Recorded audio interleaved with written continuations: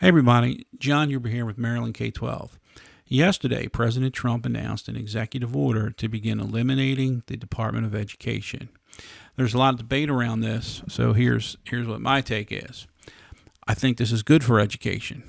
Decades and decades that we've spent billions and trillions of dollars that's been poured into education, and we're still seeing shocking we still hear about these ridiculous statistics. For example, in Baltimore, 40% of the high school students, 40% of the high schools have zero students proficient in math. Think about that. 40% of the high schools in Baltimore have zero students who are proficient in math. In Maryland overall, 24% of the students are proficient in math. That means 3/4 of them are not. The results speak for themselves. Now, this isn't necessarily it's not necessarily the fault of the federal Department of Education, but it raises the larger question: what do they do? Anyway, many are concerned about essential programs like Title I, Pell Grants, IDEA, which is special education.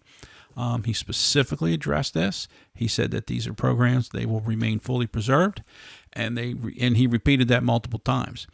These are the core functions of the DOE. They are staying, according to what he said.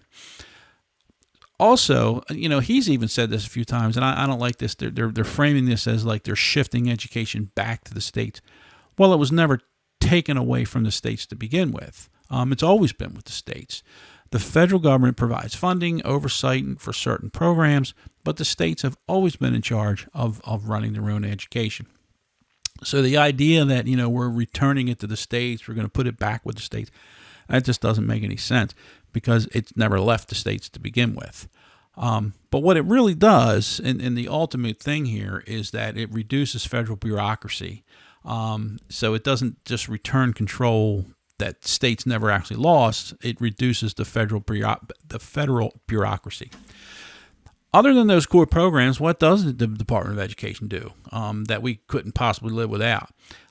Most of its work involves guidance and policies, paperwork, and does not really have direct impact on classrooms. So if you ask teachers right now, go to a teacher and say, what is it that you're going to miss from the Department of Education? They probably won't have. I'm sure there are some that might say, well, they had some guidelines on this or guidelines on that, but outside of that, I don't think it's going to affect it.